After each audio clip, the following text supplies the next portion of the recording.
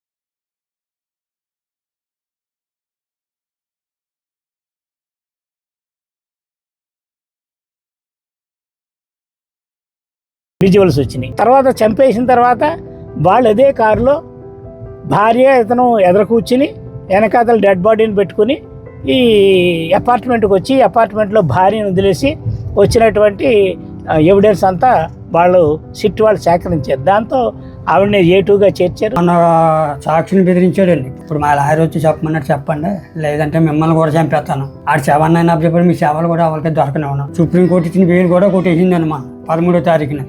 ఇదంతా ఈ రాజకీయం కుట్రండి. రాజకీయం కుట్రంగా నన్ను ఆడుకుంటున్నా, నన్ను ఇరికించాలని నా మీద కావాలని పెట్టారని అబద్ధపు సాక్ష్యాలు చెప్తున్నాడు ప్రెస్ మీట్ ముందు. మరి అలాగన్నవాడు ఇప్పుడు ఎందుకండి మరి అన్ని సాక్షిని బెదిరించడం ఎందుకండి? ఈ అనంతబాబు బయటికి రాకపోయినా ఆడు అనుసరులు ఆడు మనుషులు చాలా గోండాలు ఉన్నారు ఆడి చేతిలోని. ఆ గోండాలను పంపించి మమ్మల్ని ఏమన్నా చంపేస్తారేమో కొంచెం ప్రాణాపాయం ఉందని చెప్పుకున్నాక అప్పుడు ఈ సీసీ కెమెరా పెట్టారేమో అనుకుంటున్నాను నేను. సర్వేలెన్స్ డ్యూటీ వేసారు సార్ పెద్దపూడ బిఎస్ నుంచి. మరి సర్కార్ ఆఫీస్ నుంచి వస్తాయి సార్ ఇన్స్ట్రక్షన్స్.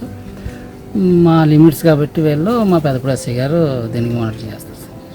అది అనంతబాబు ఉరిశిక్ష చేసేస్తాను కానీ మాకు ప్రాణాపాయం తప్పదండి. లేకపోతే ఎప్పటికన్నా అది ప్రాణాపాయం అది అనంతబాబు బయట ఉన్నాక లేదండి. అది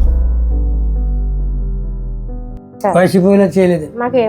వైసీపీ ప్రభుత్వం కార్యకర్తలు కానీ ఈ పదవి ఉన్న వాళ్ళు కానీ ఎవ్వరు ఒక్క రూపాయి సాయం చేయలేదండి.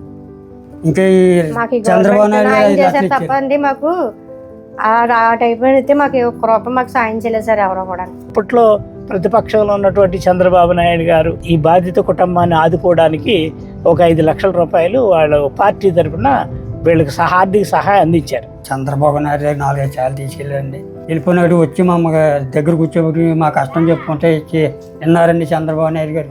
సుప్రీంకోర్టుకి వెళ్ళినప్పుడు సుప్రీంకోర్టులో సహాయం చేసేవాళ్ళు ఎవరు లేకపోతే చంద్రబాబు నాయుడు గారిని మళ్ళీ ఒకసారి సుప్రీంకోర్టులో మాకు లాయర్ని పెట్టుకునే స్తోమత లేదు, మాకు సహాయం చేయమంటే ఆయన ఒక లాయర్ని పెట్టారు. లోకేష్ బాబు గారు కూడా ఒప్పాడు మీటింగ్కి వచ్చారు, ఆయనతో మాట్లాడించారండి. మన పార్టీ వచ్చిన వెంటనే కంపల్సరీగా మీకు న్యాయం చేస్తానమ్మని మాట ఇచ్చారండి. మీరు ఒంటరి వారు కాదు, మీకు తెలుగుదేశం పార్టీ అండగా ఉంటుంది, ధైర్యంగా ఉండమని కుటుంబ సభ్యులిద్దరికి హామీ ఇస్తున్నాం.